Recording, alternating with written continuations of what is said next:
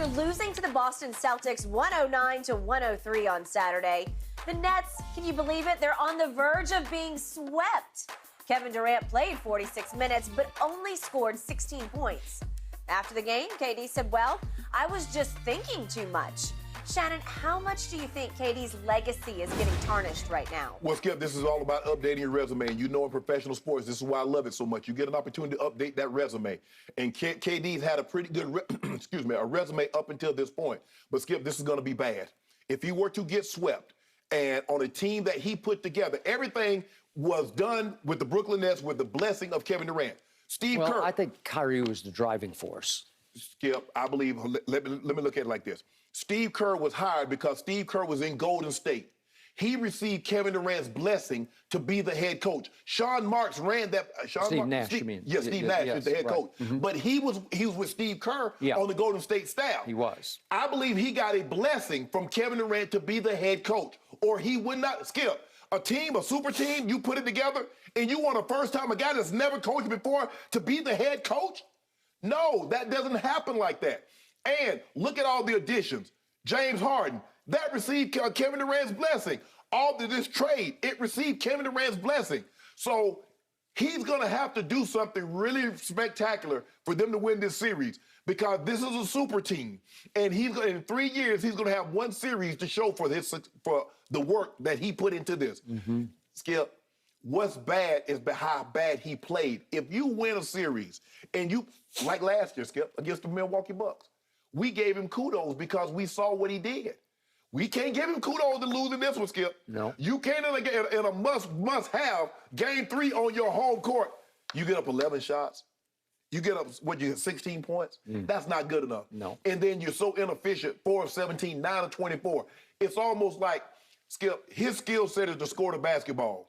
He can't just play make and impact the game like that. He has to score and play make. But he just can't play make. Some guys like Chris Paul can have his impact. Some guys can have impact, and all they do is make it easy for everybody else. Yep. That's not what Kevin Durant can do. So, Skip, he lose this. Even if he doesn't get swept, it's because of the way he's played, it's going to be a ding. It's going to be a ding on his resume. He's playing bad. He's looking real bad. So I've argued for, God knows, 3, 4, 5 years now, maybe all the way on this show, from day one, 6 years ago, that Kevin Durant is the best player on this planet. And I believe he was up through that series a year ago, because the playoffs are everything for me. They reveal and they expose. They reveal greatness, they expose weakness. Right now, Ja is getting exposed. We'll see if he can right that wrong. Okay.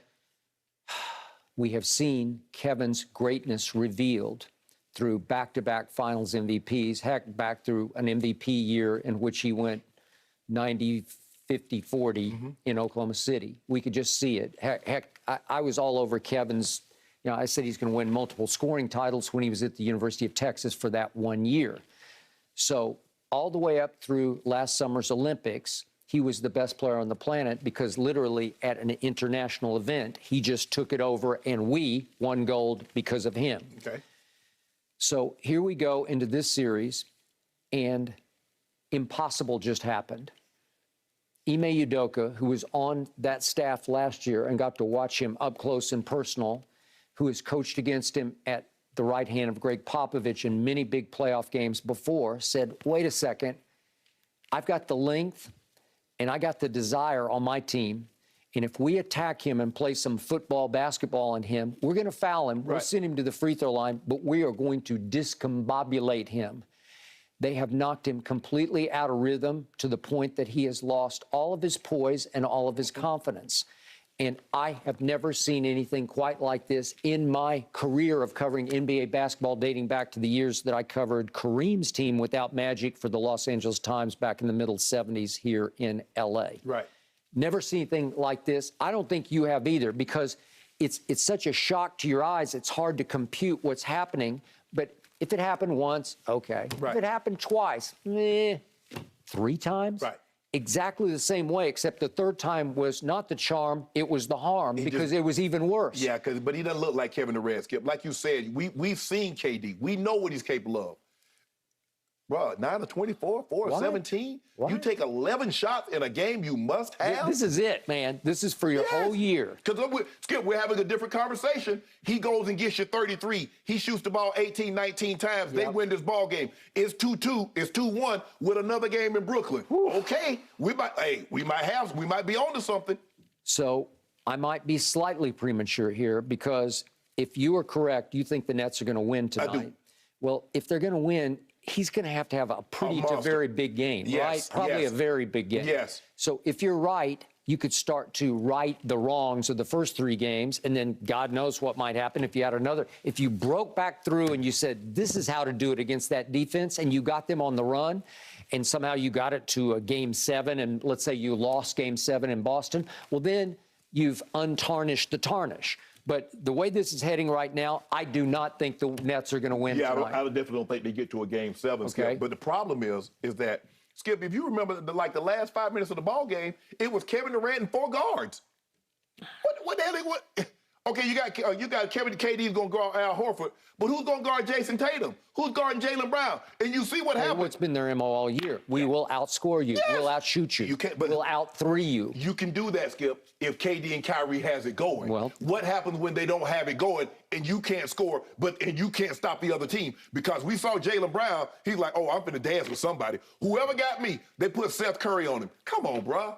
He said, y'all disrespecting me. No disrespect to Steph Curry, but he's not a defensive guy, and he's not nearly tall enough to bother Jaylen Brown. Yep. Okay, you put Bruce Brown on Jason Tatum. Okay, what are you going to put on Marcus Smart? Because you got guys out there, Skip, that's not defenders. For the record, the Nets did win the fourth quarter 31-28, so something worked a little bit, except Kevin Durant wasn't working much at all because he turned himself into facilitator. It wasn't until 6 minutes were left in the game that he finally got to the free throw line for the first time and made both, as usual, 2 of 2. But the previous game, 3, he was 18 of 20 from the free throw line. This game, he took 11 shots because he said, I decided to try to get my teammates involved because they got open looks. Skip. Okay? Blake Griffin was 2 of 3 from the 3, and Seth Curry was 2 of 2. So that's 16 points between those guys. Okay, they can live with that. That's not Kevin Durant. That's not Kyrie. Kyrie Irving had 2 points. Kevin Durant had 4 points. I'm good with that. Okay. Those two, Blake Griffin and Seth Curry, not going to beat you in a ball game. They are not, nor is Bruce Brown. No. They have disarmed the nuclear weapon that is Kevin Durant. Correct. And they know it because he's everything to them. They're going to go as he goes, not as Kyrie goes. Right. He goes along for the ride. And as skilled as he is, the nuclear weapon is Kevin Durant. And as Steve Nash so correctly put it, our biggest problem isn't Kevin missing shots. It's Kevin turning the ball over. Yeah.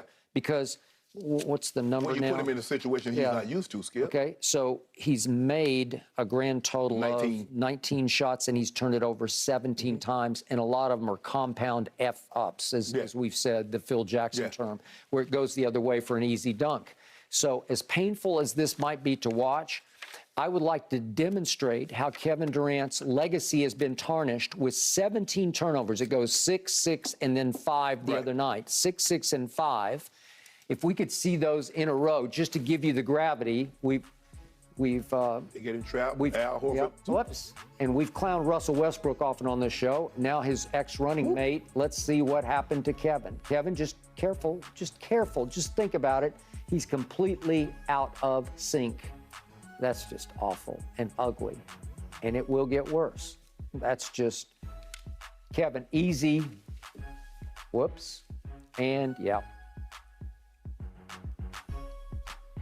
Lord have mercy. This is game 2. That's just ugly basketball. And it's hard for the Nets to overcome that. Keep your eye on your luggage, KD. Keep your eye on your luggage. Something's going to transpire. 7 feet tall and has to dribble it up to about 5 feet tall. And here we go. That's a frustration foul. Oh, God, that's just, Lord have mercy. Kevin, you're better than that. You're just better than this. Here's the last 2 in the fourth quarter. That was horrendous. That's when I said, well, that's game over. And then that one, really? Kevin Durant. But this was the game winner, I think, right here, though. Yep. That was it. But those the last 2 were in the fourth quarter, and you just sit back and say, what happened to you, man? You're better than that. And I do think he has high basketball IQ. Oh, yeah.